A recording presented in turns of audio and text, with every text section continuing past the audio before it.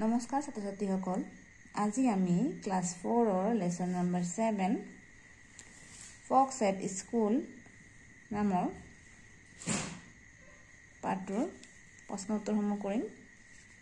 আলোচনা আমি আৰম্ভ কৰোঁ। এক্টিভিটিজ 1 নম্বৰ এ আছে যে put a tick on the correct answer. কিন্তু শুদ্ধ তাক টিক দিব দিছে।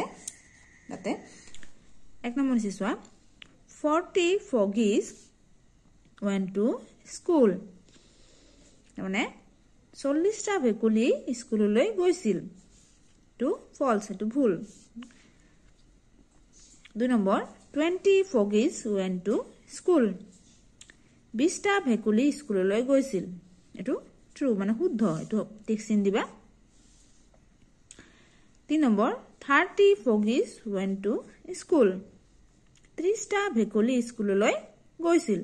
এটো ফলস। এটো টিক চিন দিব নালাগে।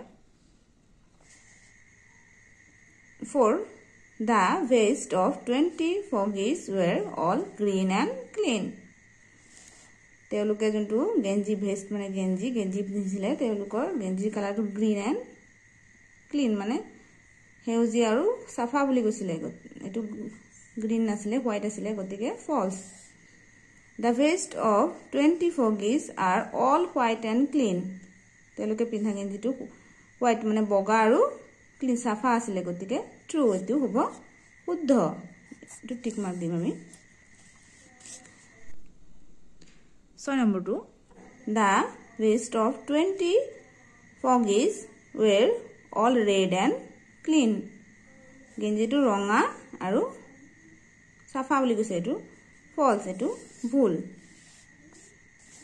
তাৰপিছত 1 নম্বৰৰ B fill in the blanks with the appropriate words from the brackets।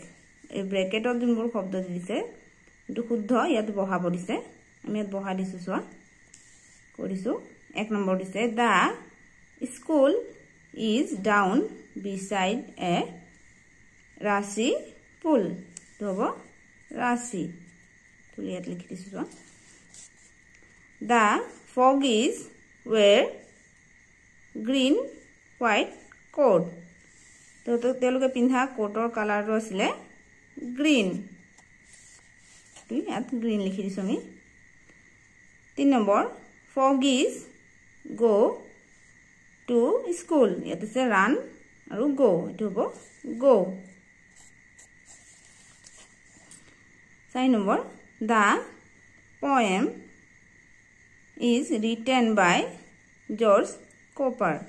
ইয়াত George Cooper এটো হ'ব George Cooper। ইয়াত লিখি দিছো চোৱা। তাৰপিছত 2 নম্বৰৰ এ draw line to match the rhyming words। rhyming words মিলাব দিছে দাগ চিনেৰে। rule pool green clean play day মিলাই ল'বা তোমালোকে। তাৰপিছত 2 B read the poem find another word which rhymes with the words rule and pull। কবিতাটো পঢ়ি পৰিছে আৰু কবিতাটোত থকা rule আৰু pull লগত মিল থকা rhyming words লিখি পৰিছে। ইয়াতে আমি লিখিছো চোৱা স্কুল। তাৰপিছত দিছে frame a sentence with the new words। আৰু এই নতুন শব্দটো দি পেলাই এটা বাক্য বনাব দিছে। ইয়াত আমি লিখিছো চোৱা 20 froggies went to school beside a rushy pool। ইয়াত স্কুলটো দি পেলাই এটা বাক্য বনাব দিছে। আমি বনাইছো, লিখি ল'বা তোমালোকে। 3 নম্বৰটো দিছে চোৱা let's learn some new words from the poem। rush মানে quick movement towards something।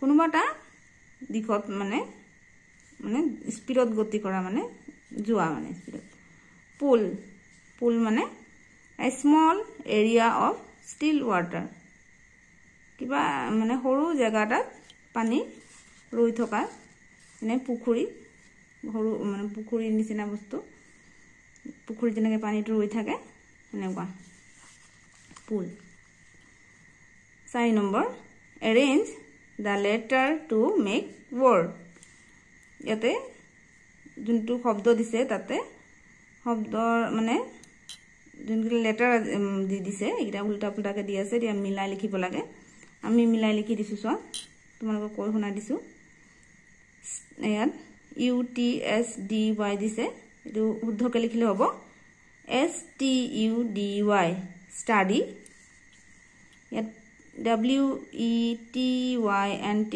এটো শুদ্ধকে লিখিলে হ'ব 20 T W E N T Y 20 তো তেনেকৈ আছে এটো শুদ্ধকে লিখিলে হ'ব C L E A N clean ইয়াত little L I double T L E little এটো হ'ব foggies F R O double G I E S foggies এটো হ'ব school S C H double O L school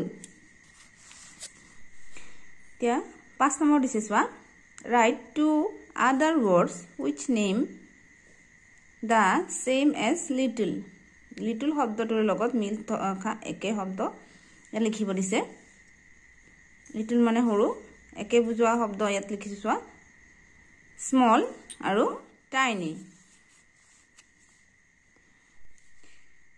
ইয়াত দিছে now frame sentence with each of the words এই শব্দবোৰেৰে ইয়াতে sentence মানে বাক্য বনাব দিছে এক নম্বৰ দিছে এক নম্বৰ আমি লিখিছো সোৱা I have a little puppy মোৰ এটা সৰু কুকুৰ পোৱালি আছে 2 number it is a small bird এটো এটা সৰু মানে সৰু চৰাই 3 number this insect is tiny but very danger 6 number write the words given in the table using IES 1 is done for you ইয়াত কি কৈছে write the words given in the table ইয়াত যে শব্দবোৰ দি দিছে তাতে কি ইউজ কৰিব দিছে IES ইওৰ IES ইউজ কৰিব দিছে 1 is done for you আৰু এটা তোমালোকৰ বাবে লিখি দিছে তেso ইয়াতে দি দিছে তোমালোকৰ বাবে 1 more than 1 baby baby মানে এটা বুজাইছে babies মানে বহুত কিটা বুজাইছে more than 1 এটাতকৈ বেছি babies story stories story মানে এটা গল্প stories বুলি কলে বহুত কিটা গল্প মানে এটাতকৈ বেছি তেনেকে fairy fairies berry berries seri series নেকে লিখিবা তিয়া 9 নম্বৰটো সোৱা look at the clocks ঘড়ীবোৰ চাব দিছে given below choose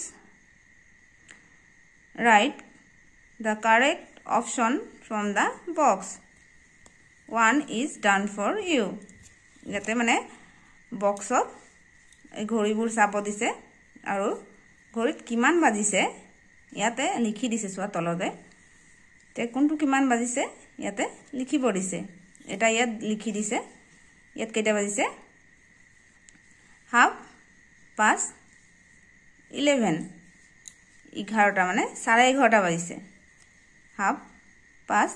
11:30 লিখিছে ইয়াতে কেইটা বাজিছে 3:15 এইটো হ'ব 3:15 তো মানে ইয়াত কেইটা বাজিছে 3:15 ইয়াত দিছে quarter to 6 মানে 6টা বাজিবলৈ 15 মিনিট আছে এইখন দিছে quarter to 6 10 নম্বৰ দিছে write short answer সম উত্তৰবোৰ কৰিব দিছে এ নম্বৰ দিছে where are Aman Ria and their mother going Aman Ria আৰু তাৰ মা ক'ত গৈছিলে এনসাৰ লিখিবা বহি লিখি ৰবা তোমালোকে Aman Ria and their mother are going to Dibrugarh B number why are they going to Dibrugarh তেওঁলোকে ডিব্ৰুগড়ত কিয় গৈছিলে এনসাৰ লিখিবা they are going to Dibrugarh to attend wedding তেওঁলোকে বিয়াত গৈছিলে মানে সি নম্বৰ দিছে what time do they arrive at the station তেওঁলোকে কেইটা বজাত আহি ষ্টেচন পাইছিলে they arrived at 7:30 7:30 আহি ষ্টেচন পাইছিলে দুই নম্বৰ দিছে যে at what time does the bus arrive বাসটো কেইটা বজাত আহি পাইছিলে এনসাৰ হ'ব the bus arrived at a quarter to 8 মানে 8টা লৈ 15 মিনিট থাকোতে বাস আহি পাইছিলে ই number when does the bus start to move bus to কিমান মানে কেতিয়া স্টার্ট কৰিছিলে মুভ মানে গতি কৰিছিলে এনসাৰ লিখিবা their bus start to move exactly at 9 বাসটোৱে কেতিয়া বজাত গতি কৰিছিলে exactly মানে 9টা বজাত বাসটোৱে গতি কৰিছিলে মুভ কৰিছিলে আজিলৈকে ইমানে ভিডিওটো ভাল লাগি থাকিলে লাইক কৰিবা আৰু পৰৱৰ্তী পাঠৰ ভিডিও চাবলৈ হলে চেনেলটো সাবস্ক্ৰাইব কৰিবা ভিডিওটো চোৱাৰ বাবে ধন্যবাদ